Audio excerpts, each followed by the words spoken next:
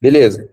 A gente está no capítulo 3 do livro de Atos, então, o livro de Atos, eu vou fazer aqui uma revisão rápida de 2 minutos, que é o seguinte: o livro de Atos, tudo indica que ele é a continuação do Evangelho de Lucas, né? Então, a gente acredita que o livro de Atos também foi escrito por Lucas e ele tem que ser lido sempre à luz, estudado à luz de tudo o que aconteceu no Evangelho de Lucas. E tem algumas coisas especiais, e a principal que eu queria deixar aqui é que a gente sempre fala, né, que muito se ouve que o livro de Atos são os Atos dos Apóstolos, né? Os Atos dos Apóstolos. E já ouvi alguns pregadores falando que o livro de Atos deveria ser os Atos do Espírito Santo. Concordo até certo ponto que tem muita ação do Espírito Santo, fica muito presente no livro de Atos. Mas a figura principal do livro de Atos, como a gente viu no capítulo 2 na semana retrasada, não é o Espírito Santo. Continua sendo Jesus. Fala, Douglas. Seja bem-vindo, meu brother. A figura principal do livro de Atos continua sendo Jesus. Então a gente precisa estudar o livro de Atos e olhar para tudo que está acontecendo no livro de Atos e entender que até o papel do Espírito Santo ele se submete à pessoa de Jesus. Então, o que vai acontecer ali, lembra que a gente estudou, né, no capítulo 2, a descida do Espírito Santo, o fato de ter aquela manifestação sobrenatural, isso acontece à luz da ascensão de Jesus.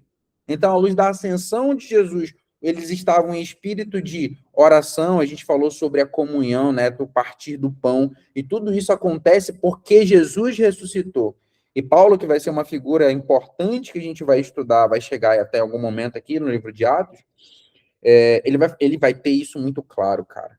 Ele vai ter a pessoa de Jesus o tempo inteiro vai estar muito claro nas cartas paulinas, né, na teologia paulina. E isso vai gerar muita confusão. E gera até hoje. Porque às vezes quando a gente fala assim, tem uma frase que eu gosto muito do Spurgeon, Charles Spurgeon, né, que era considerado o príncipe dos pregadores, ele fala assim, sempre que você for pregar, o que eu tenho que pregar? Pregue sempre o Cristo, e Cristo crucificado. Essa é a melhor pregação que você pode fazer. Nunca tire Jesus de perspectiva. Então, o que a gente está fazendo aqui é continuar colocando Jesus em perspectiva. E o que vai acontecer, e eu tenho várias marcações que eu quero trazer para vocês, que por isso que eu gosto muito e cada vez trago mais as citações do N.T. Wright, aonde ele vai continuar deixando Jesus em perspectiva. Então, os acontecimentos do livro de Atos têm sempre Jesus como perspectiva. Jesus, ele é real, Jesus é a pessoa mais importante, mas ele virou um clichê na nossa sociedade. Ele virou um hype, né? Ele virou um hype para hoje tá na moda você, sei lá, ser cristão de alguma forma, ou tem tantas coisas, tantas atrocidades já foram feitas em nome de Jesus. E a gente perdeu Jesus de perspectiva. Os judeus perderam Jesus de perspectiva. E isso trouxe muitos problemas ali para o início da igreja. Então vamos começar. Como é que funciona aqui? A gente vai lendo, cada um vai lendo um versículo, quem tiver disposto a fazer a leitura. Felipe falou que está de ouvinte hoje. Douglas, como é que você está aí, meu brother? Você vai conseguir fazer leitura com a gente? Evelise? Agora eu tô conseguindo falar, então tô mais tranquilo. Fechou então. Então a gente faz assim, cada um vai lendo um versículo e a gente vai comentando à medida que o texto vai avançando, tá? Então, Felipe consegue estar comigo na leitura. Evelise, como é que você está aí, amiga? Beleza? Consigo também. Beleza? Douglas, tá no chat hoje, né? Tá, vou entender que sim. Aí na hora que você conseguir participar, então a gente fica. Beleza, mano, sem problema. Então fica fazendo nós três aqui e a gente vai comentando, tá? Vamos começar então. O que que acontece, os exemplos, o que que vai acontecer no capítulo 3? Dois eventos importantes. Pedro vai curar um coxo de nascimento e depois ele vai pregar para a multidão no templo. E aí eu quero relembrar, né, que o último capítulo do livro de João é a restauração de Pedro. Então esse Pedro é o Pedro que foi restaurado por Jesus, o Pedro que negou Jesus, que vai ser um dos pilares da igreja. E isso é muito bonito, como eu tenho certeza, né? Eu falo para vocês que Jesus, ele não é convencional, mas ele é intencional. Então, o fato de ele fazer ali a restauração de Pedro e perguntar 3 vezes para Pedro se ele o ama, ele está limpando as 3 negações que Pedro fez para ele, né? Então, a gente tem alguns comentaristas que vão trazer esse ponto que eu concordo, que vai ecoar, né, as 3 confirmações, está devolvendo o ministério. E a partir disso, aqui nesse momento, a gente vê Pedro transformado e sendo usado por Deus. Vamos lá? Capítulo 3, eu vou começar a leitura, então eu leio, Felipe e Velize, e assim a gente fica fazendo essa roda. Pedro cura um coxo de nascimento. Capítulo 3, versículo 1.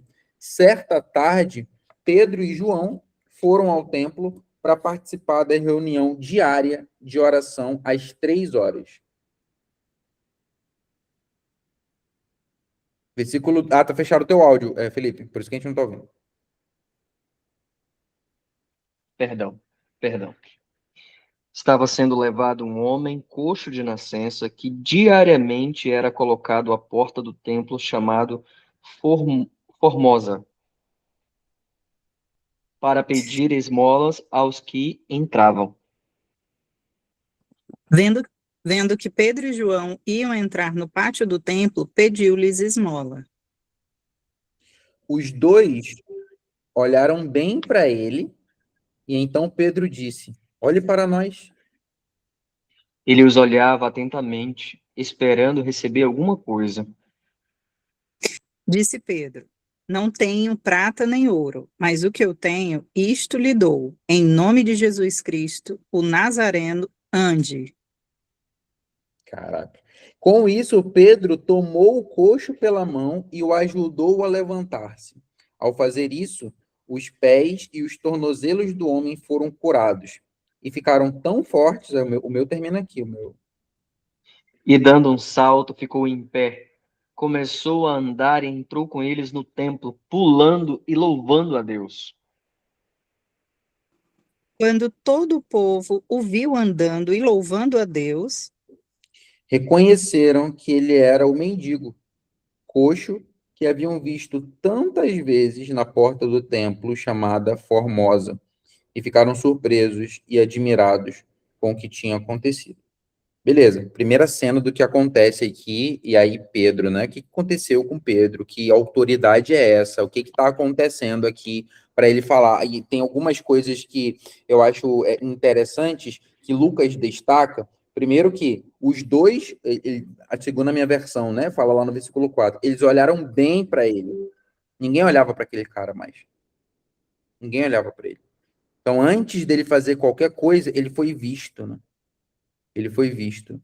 E geralmente as pessoas que a gente mais, a sociedade como um todo, né, mais menospreza, ali existe uma oportunidade de a gente demonstrar o amor de Jesus por essa pessoa. Então eles olham, né, os dois olharam bem para ele. Depois disso, aí como Pedro dá a ordem, né, Pedro fala para ele, olhe para nós. Provavelmente ele não estava olhando, então. Ele pedia, e talvez ele já pedia assim, de cabeça baixa, né? Exato. Exato. Então, ele provavelmente estava de cabeça baixa. E aí Pedro olha para ele e fala assim: Olha para gente. Eu sei que talvez você esteja com vergonha, você faz isso aqui. E aí ele, quando ele prestou atenção, ele estava esperando uma esmola. Era só isso que ele estava esperando. Ele não estava esperando nada mais que isso. E aí começam alguns comentários interessantes aqui do Anti-Wright que eu queria ler para vocês, que ele diz assim: nesse episódio, o dinheiro tinha deixado de ser a coisa mais importante para eles. Eles haviam descoberto um novo poder. Era isso, Pedro era o mais impulsivo, né? Então, quando Pedro descobriu tudo que tinha acontecido, o perdão, o arrependimento, o ministério de Pedro nasce no arrependimento. Nasce na reconciliação dele. Ali nasce o chamado dele. Eles haviam descoberto um novo poder, um novo estilo de vida. Então, a resposta de Pedro foi natural. Ele não tinha dinheiro com ele, mas ele tinha algo muito melhor, algo completamente diferente. Pedro sequer, perceberam isso? Pedro não pergunta se ele quer ser curado. Pedro sequer perguntou àquele homem se ele gostaria de ser curado. Ele simplesmente foi em frente e o curou em nome de Jesus. E depois, mais abaixo, ele fala que o que está prestes a acontecer é algo que envolve um profundo contato humano, além de uma profunda obra de Deus. E ali, esse é o poder claro do Espírito Santo. Ou seja, algo muito importante aqui é que ele vai deixar claro que ele vai fazer isso, ele não vai fazer, o Espírito Santo está agindo ali, como o Douglas bem colocou. Mas ele faz isso em nome de Jesus. Exato. A Evelise comentou aqui que Pedro sabia que o que ele poderia oferecer era muito maior do que ouro ou prata. Além de olhar novamente como todos merecem, enxergar suas necessidades e curá-lo. Exatamente. Então ele olha, ele oferece a cura que ele sabe que ele está falando, que ele está fazendo, e faz, ele é ali um movimento completo. Né? Então o que importa dentro disso é o poder do nome de Jesus, ali ou em qualquer outro lugar. E sabe outra coisa que é interessante, que ele vai trazer aqui mais para frente? É que eu lembrei, é que ele está no pátio, né? E é interessante essas citações que às vezes passam despercebidas. No portão, ele está do lado de fora, ele está do lado de fora do templo, do portão que é chamado de Formosa. E aí ele vai trazer uma alusão aqui, uma inferência em relação a isso, é que parece, e olha como isso é interessante, que depois que Jesus ressuscita, e assim como Jesus vai curar muitas pessoas, do lado de fora de onde era para ele estar, de onde era para essas coisas estarem acontecendo. Essa cura, ela não acontece dentro do templo. E vocês lembram o que Jesus queria fazer com o templo? Isso aqui pode destruir. Em 3 dias eu vou reconstruir. E os religiosos ficaram irados.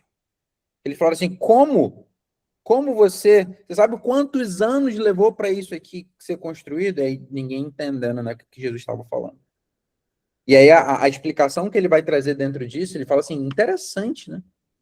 Que Jesus ressuscitou e agora Pedro vai fazer uma cura em nome de Jesus pelo poder do Espírito Santo, ainda assim do lado de fora do templo.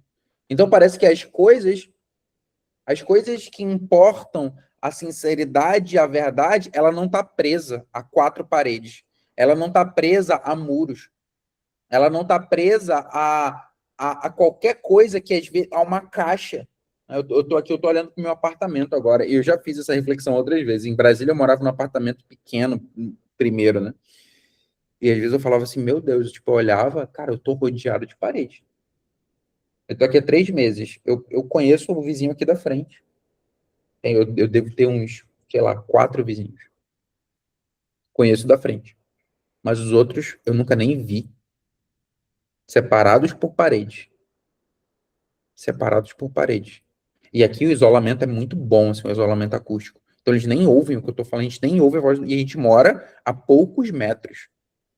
E isso é bizarro, como acontece dentro dos ambientes religiosos também. Então, às vezes a gente vai constantemente para um ambiente religioso e Jesus está deixando claro que o poder dele não está limitado a 4 paredes. O poder dele não está limitado, o poder do nome de Jesus. E por causa disso, por causa de. Aí a gente pode entrar aqui em outras, dar uma viajada em relação a isso, né? Porque o poder de Jesus, ele não está limitado às caixinhas que a gente cria, do que é santo ou o que é profano, de quem merece e de quem não merece. Essa dicotomia grega que a gente cria ao redor de várias coisas. O poder de Deus se sobrepõe a tudo isso. E quando. Aí vejam, né? Ele ficava à porta do templo porque ele esperava que as pessoas tivessem misericórdia. Tem outro. A misericórdia para o judeu era uma questão de obrigação, ser misericordioso. Justiça e misericórdia eram termos quase que sinônimos. Então, por isso que geralmente as pessoas iam para frente do templo pedir esmolas. Eles estavam pedindo justiça, né? Que era uma das traduções da palavra misericórdia. Eles estavam pedindo justiça. Só que ele estava desacreditado ali. Estava desacreditado. Estava ali pedido do lado de fora. Pode falar, amigo.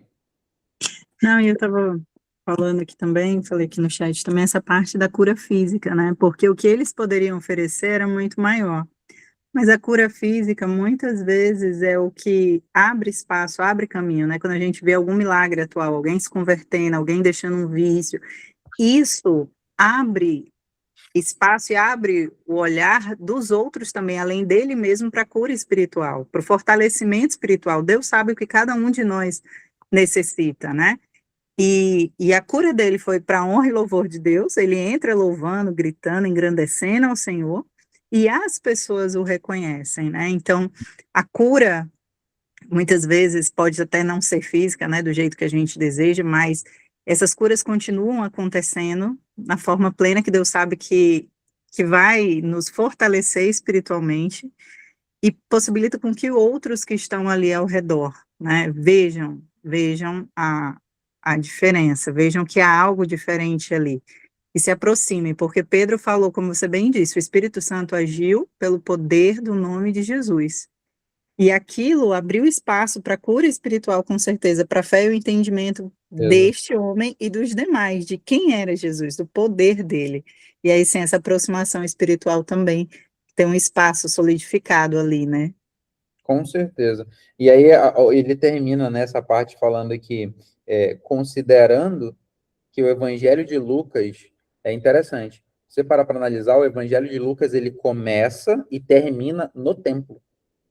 O que Lucas está dizendo agora no livro de Atos é que as boas novas de Jesus, do Evangelho, de que ele ressuscitou, embora tenham começado em Jerusalém, já está alcançando toda e qualquer pessoa necessitada.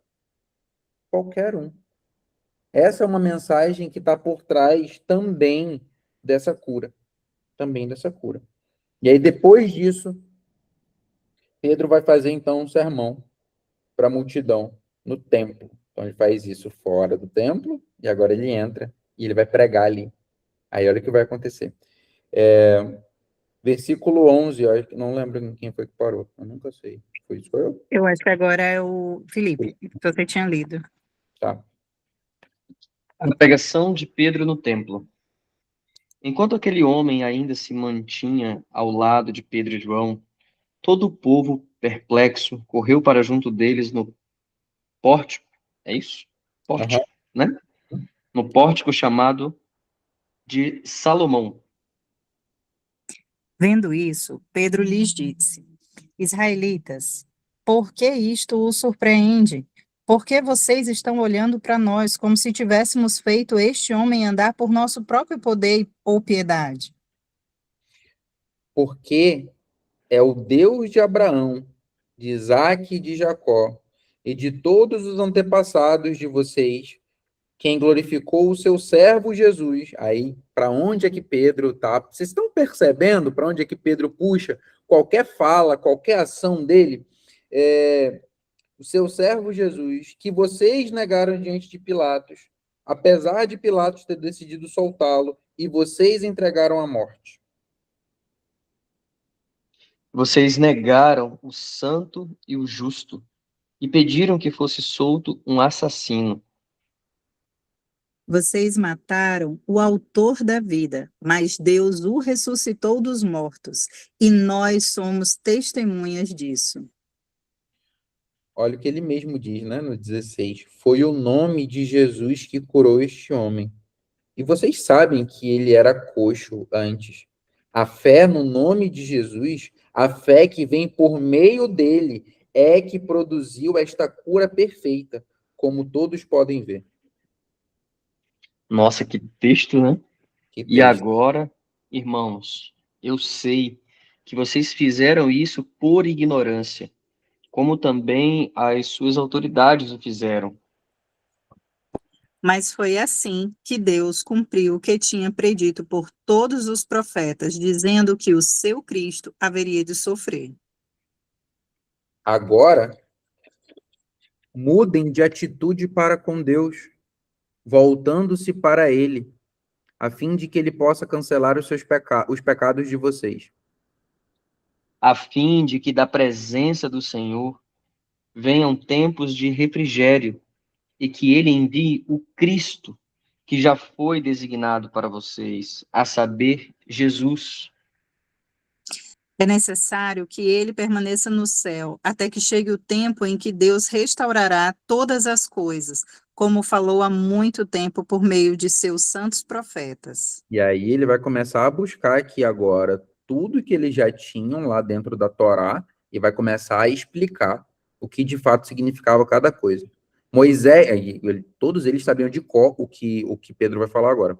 Moisés, por exemplo, disse há muito tempo: o Senhor Deus, o Senhor Deus levantará entre vocês um profeta que se parecerá comigo. Prestem atenção com cuidado em tudo quanto ele disser a vocês. E todos os profetas. Não. É o 23 23, agora. né? Uhum. Quem não der ouvidos a esse profeta será exterminado do meio do povo. Ele vai De continuar. fato, de fato, todos os profetas de Samuel em diante, um por um, falaram e predisseram esses dias. Vocês são os herdeiros daqueles profetas. E estão incluídos na promessa de Deus aos seus antepassados de abençoar todos os povos da terra por meio da sua descendência. Essa foi a promessa que Deus fez a Abraão. Na 27, 26. né? 26. 26? É porque Uhum. na minha tá diferente. Ah, tá. Tendo Deus ressuscitado o seu servo, enviou primeiramente a vocês para abençoá-los, no sentido de que cada um abandone as suas maldades. Beleza. E aqui termina o capítulo. Aí eu quero perguntar para vocês, para a gente refletir um pouco aqui. Vocês acham que teria sido de. Olha a ordem, né? A ordem de como as cenas acontecem. Primeiro, a gente tem a cura, e depois a gente tem um sermão. Aí eu quero que a gente analise duas possibilidades. Qual impacto vocês acham que teria? Teria sido diferente? Teria sido a mesma coisa, na opinião de vocês, se ele tivesse pregado primeiro e curado depois? Essa é a primeira pergunta.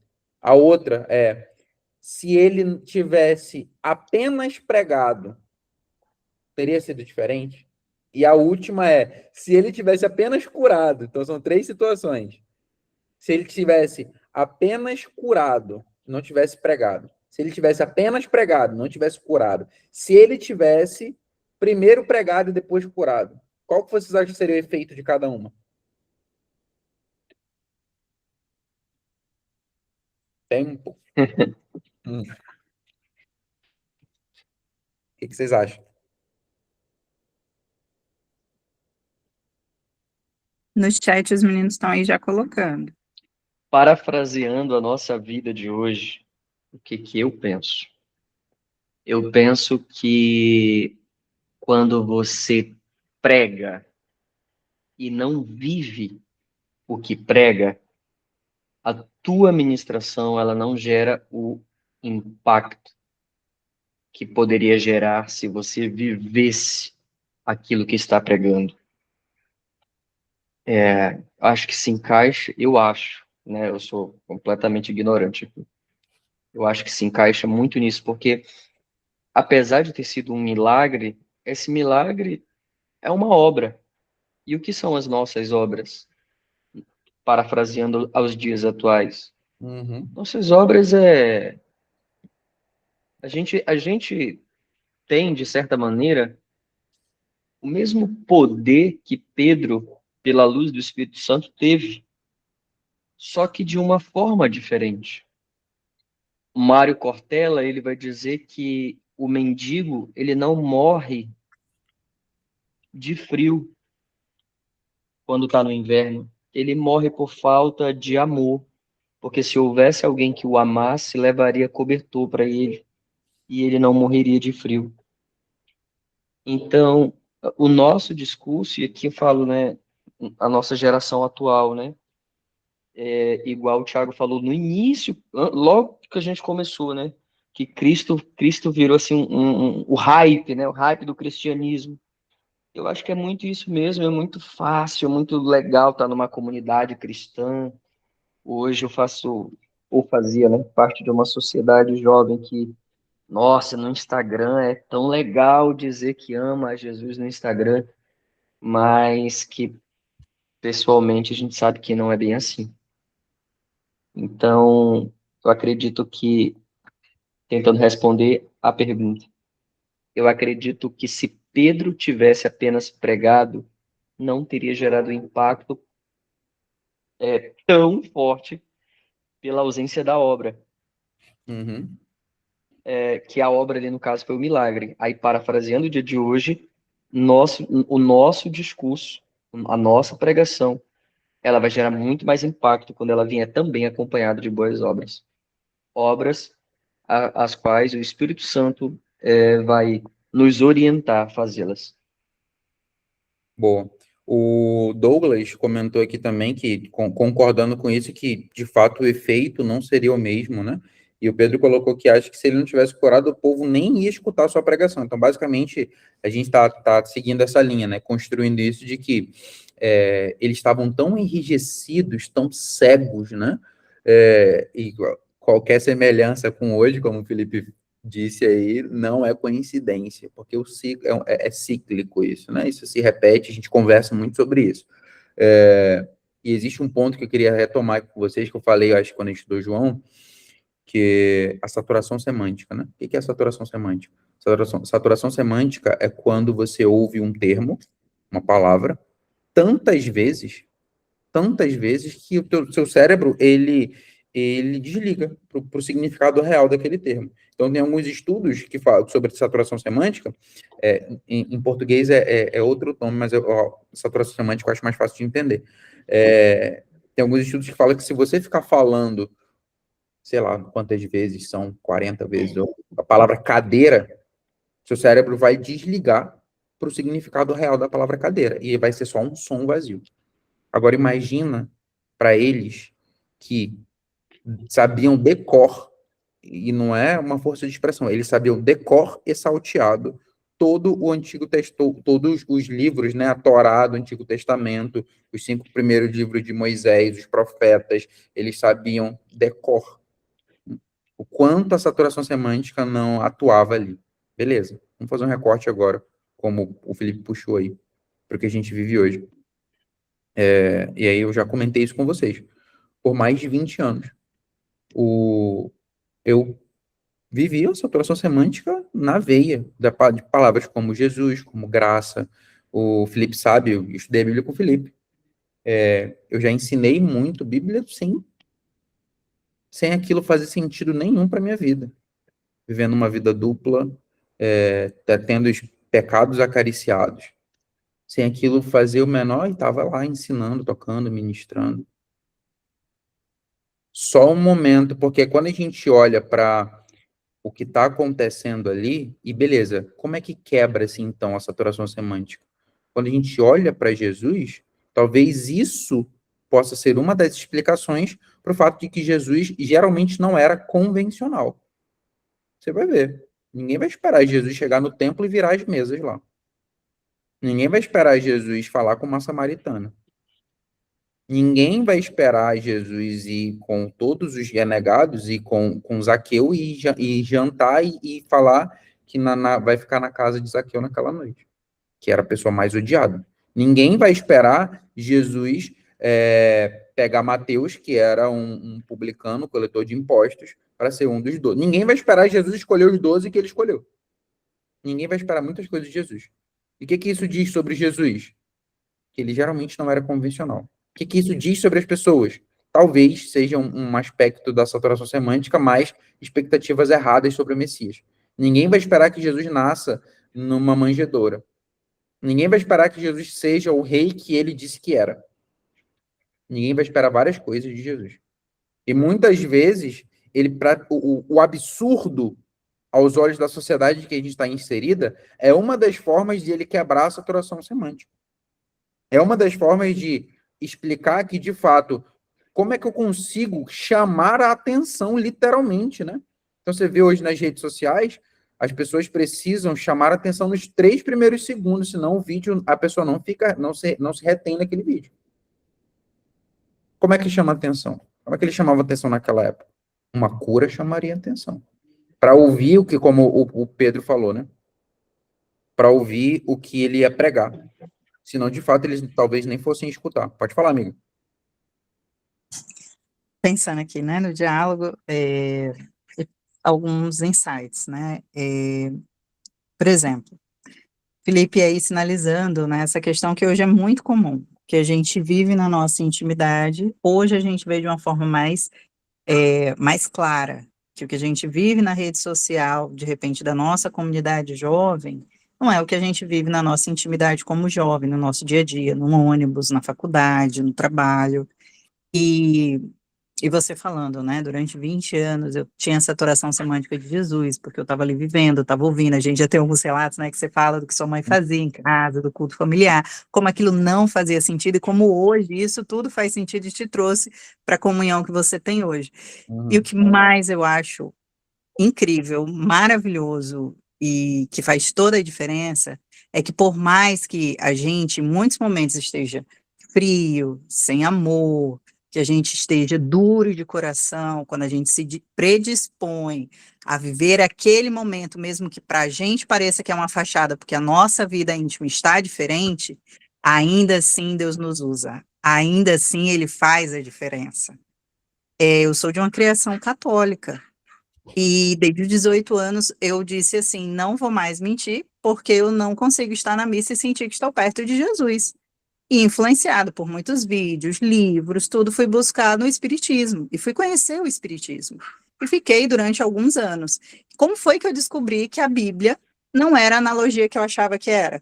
Por causa de uma garota que estava na faculdade, que eu me tornei muito próxima, eu gostava muito dela, já tinha 3 meses que a gente estava estudando no mesmo curso, da faculdade, eu disse, cara, eu vou perder a amizade dela, mas eu tenho que ser honesta, eu tenho que dizer para ela a minha opção religiosa.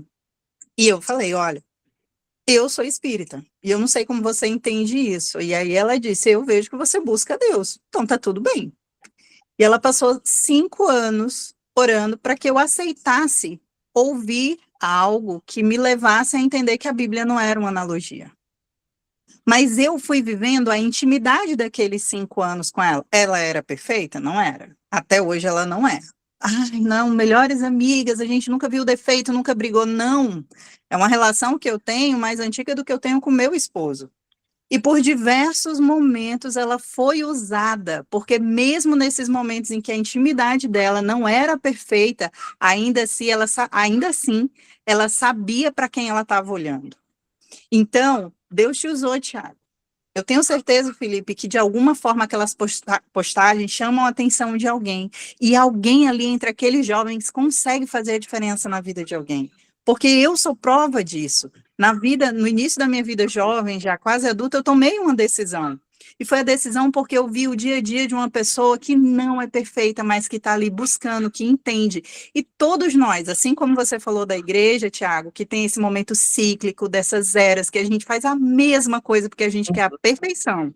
A gente quer que sejamos perfeitos, os outros sejam perfeitos e que a gente encontre essa perfeição. E Jesus vai lá e quebra tudo e diz assim, não.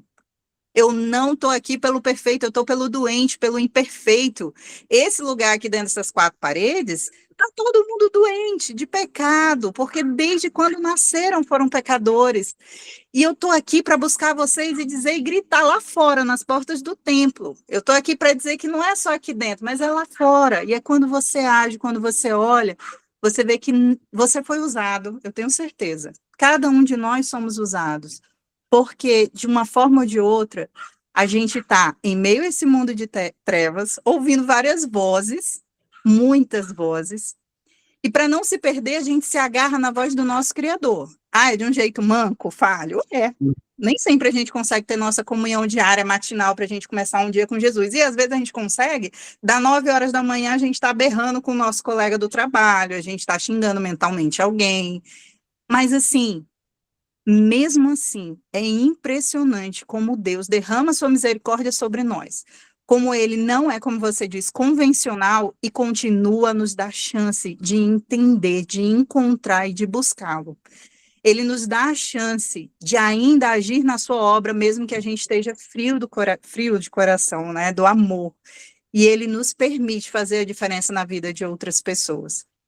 E pensando em tudo que vocês estavam falando, a única coisa que eu pensei foi, ainda imperfeito, a gente consegue fazer a diferença por conta da misericórdia dele, do Espírito Santo dele, e a gente pode ser usado e pode fazer a diferença. Porque às vezes bate mesmo o desânimo, às vezes a gente fica angustiado. Você participar, às vezes, de uma comissão de líderes da igreja te deixa exaurido, triste, frustrado, porque não parece que as pessoas estão ali por Jesus. Mas ele ainda assim se mostra, ele se revela. E por mais que a gente esteja esvaziado dessa chama ardente que a gente está vendo aqui desde o capítulo 2, que Pedro converteu no capítulo 2 mais de 3.000 pessoas, e eu acho que foi mais do que o dobro, porque eles não contavam mulheres e crianças. Então, ainda assim, nós somos usados por Deus, porque mesmo sendo um trapo de imundícia, no fio da nossa força, nós ainda estamos dizendo, Senhor, de alguma forma eu quero agir, eu quero tocar, eu quero cantar, eu quero ensinar, eu quero estar aqui do lado de alguém, eu quero estar numa recepção, eu quero ir aonde os doentes estão, eu quero dar o casaco para esse homem que está com frio, que de alguma forma vai ver Jesus agindo na vida dele por meio de mim. E é isso. Amém, amiga, amém. É sensacional. E quando a gente para analisar tudo isso, outra coisa que eu estava pensando enquanto eu ouvia você falar, é que a gente precisa sempre voltar e entender que não é sobre a gente. É e não é. E isso não é para deixar, porque hoje, né? Tudo a gente volta para aquele ponto da culpa ser do outro e a gente se tira da equação e coloca o evangelho de uma forma extremamente emocional. E aí, o que a gente vem falando semana após semana? Tudo isso aqui é sobre Jesus. Como você falou, é sobre o que ele faz na nossa vida, independente de quem nós somos. Só que isso é muito difícil para a gente entender na prática, porque a gente vive imerso em algo que tudo gira em torno da gente. Então, que a gente está aqui em um exercício que eu quero deixar aqui aberto, que esse lugar seja sempre um lugar seguro. Eu me sinto muito à vontade para expor minhas vulnerabilidades aqui, porque acho que isso mostra exatamente isso. A gente expõe as nossas vulnerabilidades porque é na nossa fraqueza em que ele mostra a força dele, né? Porque quando a gente é fraco, a gente é forte, por quê? Porque a gente reconhece que a gente precisa de alguém, precisa de Jesus, precisa dele. E quando ele... Sabe, Pode falar. perdão, não, perdão, achar que você tinha. Não, não. Eu ia dizer assim, e sabe o que é interessante, cara, pegando o gancho dessa tua fala? Pedro ali faz a representação de Cristo, certo? Uhum. Certo? Sim. Assim, é o que eu estou entendendo aqui do texto. Então, quem é o coxo? A gente. Perfeito, perfeito. Uma coisa que eu consegui ver aqui, trazendo assim para um aspecto da... É que eu fiquei pensando, eu fiquei tentando raciocinar sobre isso, assim, trazendo um pouco do aspecto da psicologia. Aquele homem, ele tinha ali a questão da identidade e da autoimagem muito sabotada, né? Porque o que que aquele mendigo era, né? Qual era a função social que ele tinha? A função social que ele tinha era pedir esmola. Então a gente percebe que esse conceito de autoimagem, ela é sempre condicionada pelo o ambiente, né? Então quando, ó, o que eu estou tentando dizer é que quando Pedro dá uma ordem de cura, Pedro age junto com ele como um gatilho para que ele se levante, ele faz ali uma ruptura de identidade daquele cara que pedia esmola. Porque o que aquele cara era socialmente? Apenas um mendigo. Socialmente ele era um pedinte. Socialmente ele só servia para pedir esmolas. Agora, quando Pedro restaura ali o seu físico, restaura também uma nova identidade nele. Porque agora ele pode fazer, sabe Deus o que aquele homem foi fazer a partir dali, né? A gente não sabe, o texto não diz, mas eu imagino que esse cara pôde arranjar um trabalho, imagino que esse cara pôde fazer algo que transformou não apenas o aspecto de ele poder andar, sabe? Transformou tudo, deu a ele uma nova identidade. E eu viajei um pouco nessa parte aqui agora. E assim, ó, aqui, quando a gente olha para tudo isso, a transformação dele, ela foi dramática, né? E precisava, acho que, desse drama para prender a atenção das pessoas. E a pergunta é, o que a gente precisa hoje? Que a gente pode se enxergar no texto em vários momentos, né? Como você falou, uma leitura é que nós somos o coxo, de fato. Outra, paralela a essa, um complementar, e ao mesmo tempo, nós também somos as pessoas que às vezes estão dentro e não estão enxergando, e que precisam dessa sacudida, né? Precisam dessa sacudida. Caminhando aqui para a gente encerrar esse momento de reflexão, eu queria ler uma última citação que eu achei bem interessante, de que em todos os momentos, naquele momento em que ele propositalmente fala, em nome de Jesus, o que eu tenho te dou, em nome de Jesus, o Nazareno, seja curado, ele está dizendo, não fomos nós que curamos você. Foi Cristo. Foi Cristo. Foi Cristo que curou. Foi Cristo que curou você. E quando ele fala isso, para depois ele começa então a fazer o quê? Ele começa a discorrer. Beleza, eu tenho. Aqui eu vejo muito claro o Espírito Santo agora, agindo em Pedro. Em que sentido? A linha cronológica que ele vai construir ali, quando ele começou a falar ele já pegou a atenção do público ali. E ele volta para todo o Antigo Testamento, ele vai para as Escrituras. Ele não vai para nenhum outro lugar. Eu peguei a sua atenção, beleza, eu peguei a sua atenção através de uma cura dramática. Agora eu vou te levar para dentro da palavra e vou te explicar de fato o que cada coisa significa. E ele usa a palavra e mostra que toda a palavra está apontando para Jesus. Por que é que a gente não faz isso hoje? Eu vejo, e, de novo, eu sei que a gente está num ambiente seguro, mas quando eu vejo uma mensagem, uma pessoa que sobe ali e não aponta aquela mensagem para Cristo, eu vejo como uma oportunidade desperdiçada. Uma oportunidade desperdiçada. Toda a oportunidade que a gente tem, quando eu olho para como os sermões eram elaborados, como os sermões de Pedro foram elaborados, como os sermões de Paulo vão ser elaborados, Cristo sempre vai ser o centro. Isso tira uma ansiedade coletiva gigante das nossas costas. Porque não é mais sobre a gente, é sobre ele. Exato. Exato.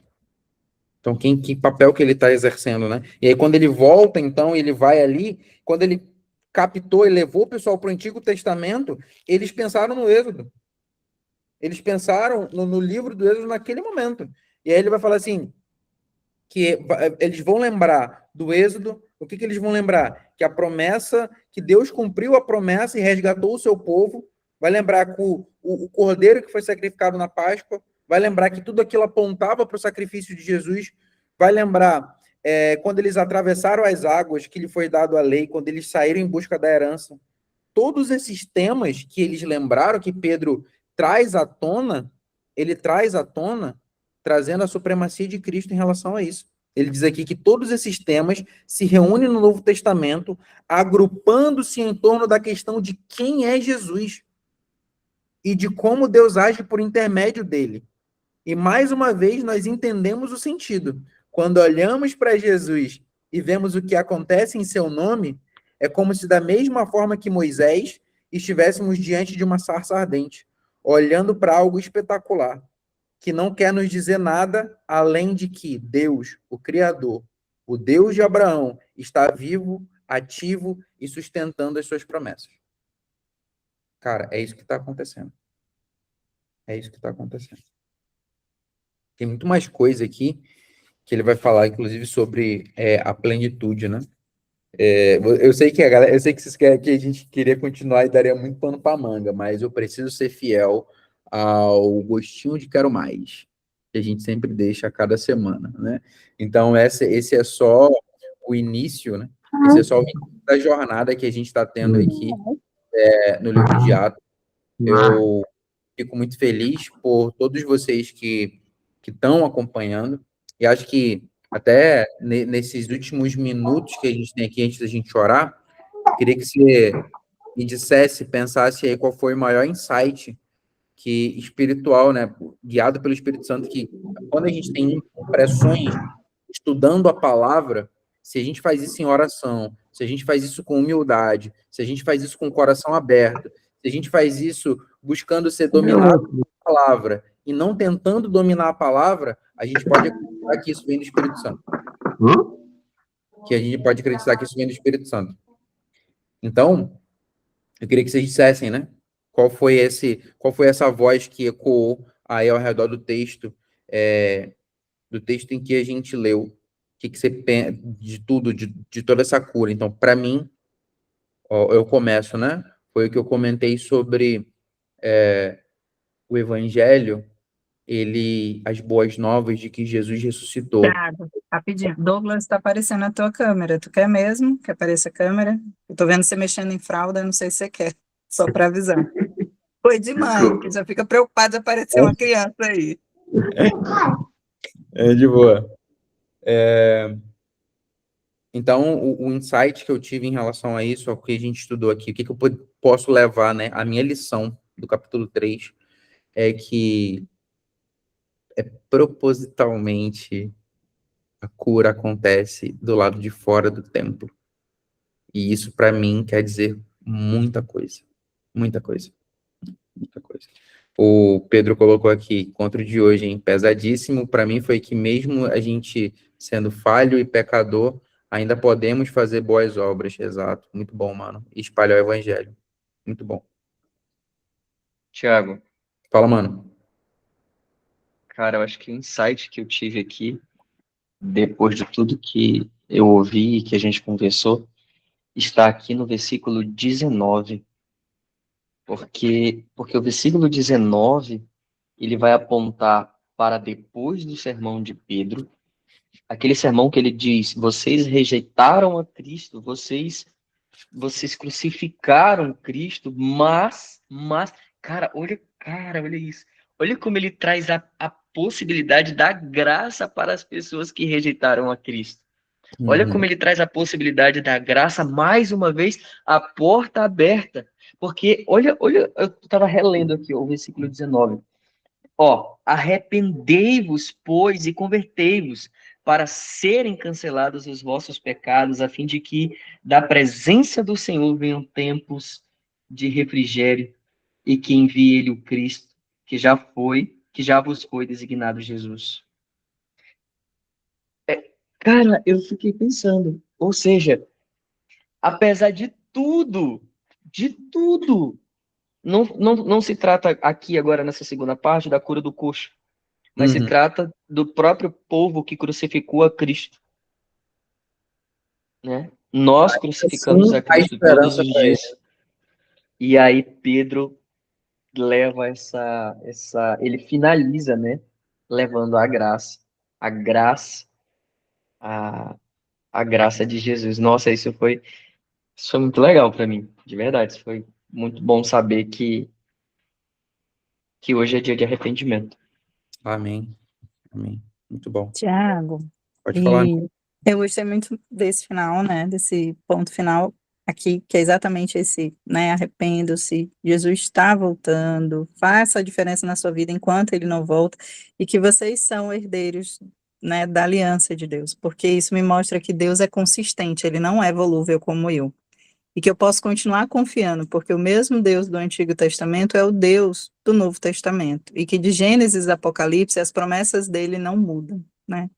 Então, eu acho que essa misericórdia, essa consistência de realmente a gente ainda ter oportunidade e de ele nos possibilitar ter a ciência de que nós temos esse valor, né? Como bem disse o Felipe, né? Se a gente se coloca no lugar do coxo, a gente tem uma restauração da nossa autoimagem quando a gente entende Jesus na nossa vida como Criador, né? Quando Pedro diz, vocês mataram o autor da vida, isso é muito forte. Então, o autor da vida nos ama e diz que nós somos herdeiros dele, né? Essa mudança de autoimagem em nós, por meio do arrependimento, da mudança e da ação na nossa vida, né? Pedro não só proferiu a cura, como levantou aquele homem para que ele cresça, né? Ele agiu junto. Então, Deus é consistente, ele não muda e ele é misericordioso. Eu levo isso desse capítulo. Amém. A lapada nunca vem desacompanhada de esperança, né? Sempre vem com esperança. A lapada do Espírito Santo sempre vem com esperança. Muito bom. Douglas, alguma para a gente fechar, meu brother? Agora acho que caiu de A mão vez. dele deve estar cheia de pomada. É. Fechou, então. Vamos orar aqui. Beleza. Vamos orar aqui que essa voz ecoe no nosso coração, né? Sempre acho muito rico os nossos encontros. Isso me abençoa muito, tudo que a gente conversa aqui. Obrigado, Deus, por esse momento tão especial. Voa. O tempo voa quando a gente se deleita na tua palavra. E que seja sempre assim, que cada vez a gente tenha, que seja uma fagulha mesmo, para que a gente, durante os outros dias, até o próximo encontro, tenha esse desejo ardente de continuar lendo, estudando a tua palavra e conversando sobre quão maravilhoso você e quantas vezes as tuas atitudes são uma incógnita para a gente. E isso, algumas pessoas acham estranhas, outras acham ruins. Eu, particularmente, acho um máximo, porque dá margem, muita coisa para a gente pensar, para a gente refletir na nossa vida, para a gente dialogar. E eu te agradeço por essa oportunidade. Eu acredito que você nos criou para ter pensamento crítico sobre a nossa própria vida, sobre a nossa caminhada contigo. Então, cuida de cada um de nós, nos conduz ao arrependimento constante e diário, perdoa os nossos pecados, que a gente se enxergue dentro do texto aonde você quer, e principalmente que a gente te enxergue dentro do texto, que a gente olhe acima do nosso lugar no texto, que a gente te encontre dentro desse texto. Obrigado porque ficou claro a tua revelação dentro desse texto, quem você é, o que você pode fazer na nossa vida. Eu te agradeço por isso, eu entrego a vida de todos os meus amigos nas tuas mãos, as suas famílias, os seus projetos. A gente tem uma semana, um resto de semana abençoado. Em nome de Jesus. Amém. Amém. É isso, turma. Filipão, gostou aí do nosso encontro? Pô, cara, demais. Que saudade disso, ó. Vou te colocar lá no nosso grupo. A gente tem um grupo onde a gente manda ali o link. E não te coloquei antes porque queria saber se ia gostar, se ia curtir, né? E aí a gente tem aqui para incentivar um grupo pequeno, tem 11 pessoas ali, só quem realmente quer caminhar com a gente. E aí a gente sempre fala no final, depois a gente dá um. Exatamente, é. A gente dá um alô ali, só falando sobre como foi, para instigar quem não veio a estar no próximo encontro, beleza? Legal, show de bola. Obrigado, obrigado, Então é obrigado. isso, turma. Boa semana para todos. A gente se vê. Deus abençoe vocês. Mandem uma mensagem lá. Valeu. Até mais. Tchau, tchau.